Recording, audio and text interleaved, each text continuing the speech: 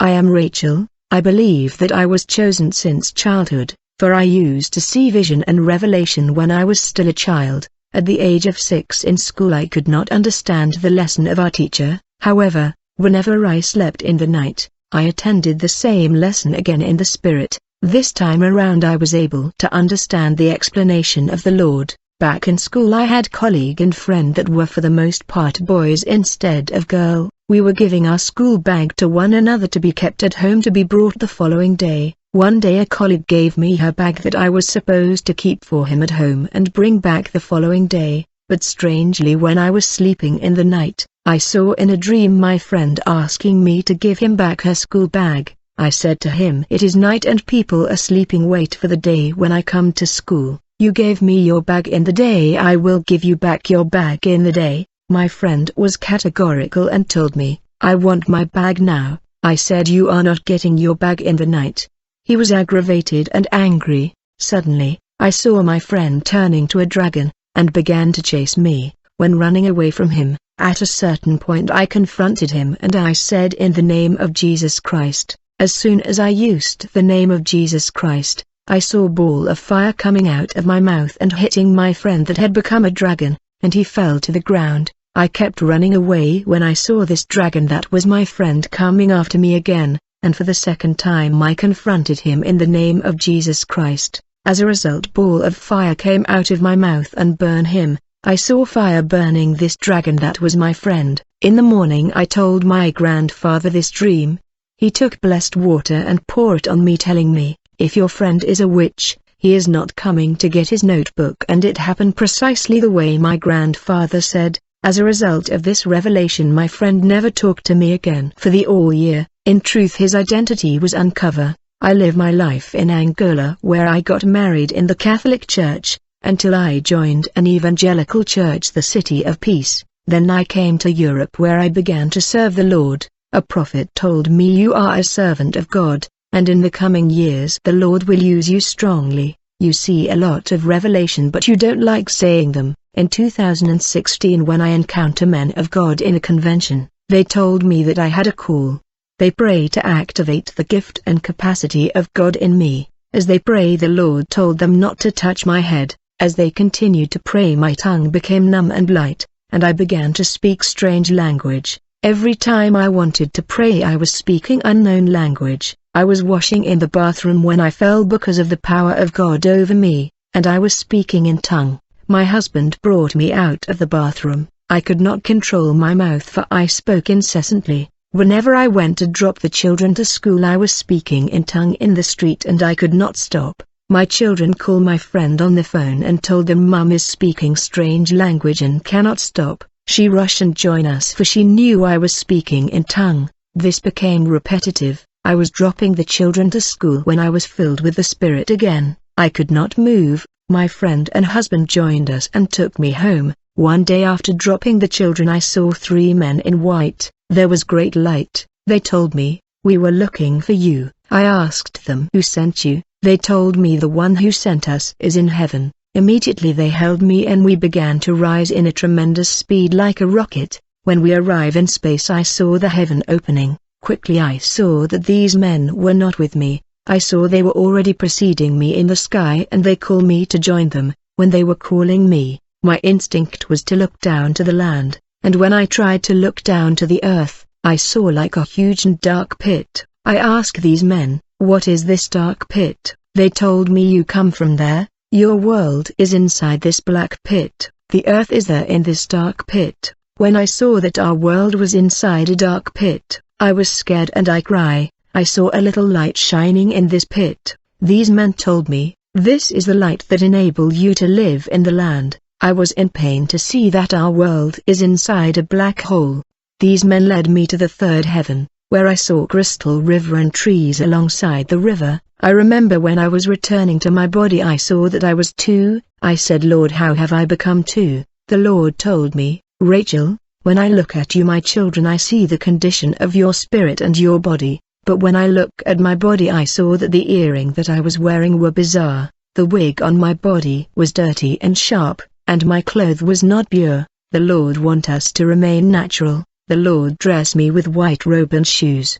He put a veil on my head and instructed me to keep it, and told me, "Go tell what you have seen here." As I continue to walk with the Lord, in a vision the Lord showed me a woman seated on top of a tall mountain. She had long hair descending to the foot of the mountain, where I saw servants that were cutting them, and I saw that the woman that was seated on top of the mountain was giving her back to servants that were cutting her hair. I could not see the face of this woman, for she was looking the other way. I was stunned to see her long hair descending to the foot where I saw people cutting them. I noticed that whenever people were cutting her hair it was growing up instantly. As these servants cut their hair it was falling inside a huge pit at the foot of the mountain. I was curious and wanted to know what was inside that hole. The Lord said, "Rachel, I want you to go check what is happening inside that hole where these hair is falling." When I looked inside this cave where these hair were falling, I saw people in chains, and they were captive and slave. They were working on the hair of this female demon.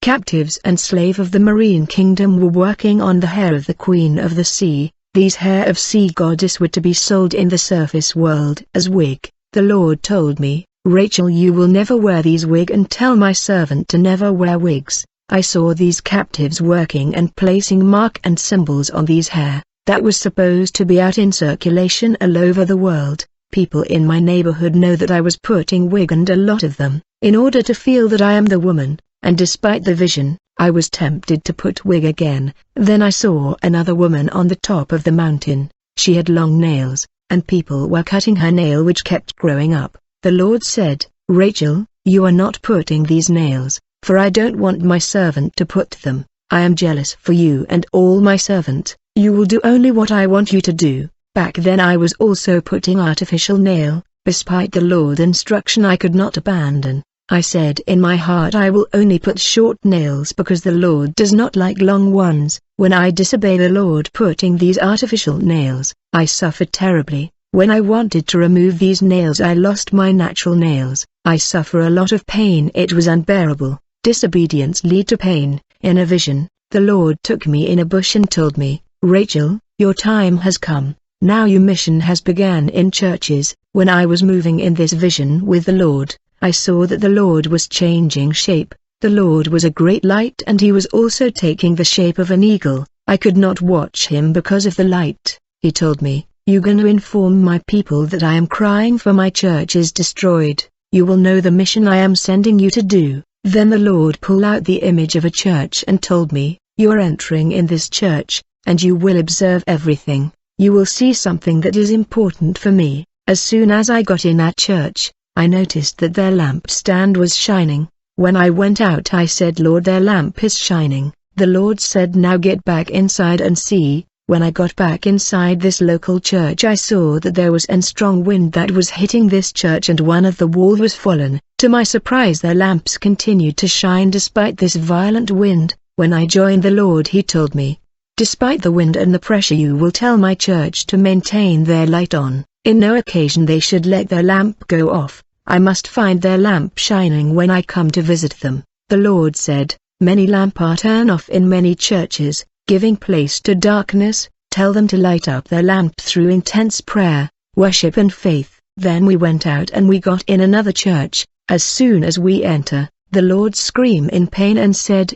"I am not here." This church had no door and the ceiling had holes. The Lord said, "This is how my church has become. There was no door and no window." The Lord said, "I will bring you back here to explain to you the meaning of the absence of the door and window. Rachel, serve me in truth." Later, I saw the pastor of this church coming out with a woman who had no head, and blood was gushing, and the pastor was washing his hand with her blood. The Lord said, "This is what I mean when I show you the church lacking ceiling and door. These pastors are using human blood. They are not serving me." I cried when I heard that the pastor was in human sacrifice. Then the Lord took me to another church. When we enter I saw the pastor preaching. When I look I saw that his upper part was human but his lower part was snake. He was a merman. Jesus said, "This is apocalypse, the end of time." Then we went out of there quickly. Then we got to another church. There was no light. There was nobody in the spirit, but in the physical there was a church with people. I said, "Lord, what is the meaning of this? In the physical this is a church but in the spirit there is nothing." The Lord said, I will bring you back to explain to you all this. When we enter another church, I saw that the pastor was not shining. The Lord said, his problem is that he has to intensify prayer and worship, in order to ignite the light, for his light is low. He is not a bad servant, but his light is low. Intense prayer and worship is enough to cause him to shine. The Lord said, look how they are pulling away his sheep. I saw people leaving his church and he was unable to stop this because of lack of dedication in prayer. The Lord said, how can my light shine if there is no prayer and worship? The devil stopped prayer in his life. I felt pain in this place. The Lord took me to another church where I saw the pastor in underwear. There were 5 women around him who knew the kind of life he was leading, and they made sure to keep these secret. I saw them entering a secret room where they were doing a ritual. The Lord said, this is what my church has become. Rachel, you will serve me in truth. The Lord said, the task I am entrusting you is a great responsibility, but I always choose people from the ground and raise them to the top. When the Lord took me to another church, there was a massive crowds and the church was full. I noticed that there was a lamp. Quickly I saw that the leaders in front were dressed in dirty robe, but the people were dressed with white garment. I saw the preacher in front preaching the church, but he was in dirty clothes. The Lord said, they are mixing my work with impurity and worldly life. Members of this church are better than their leaders.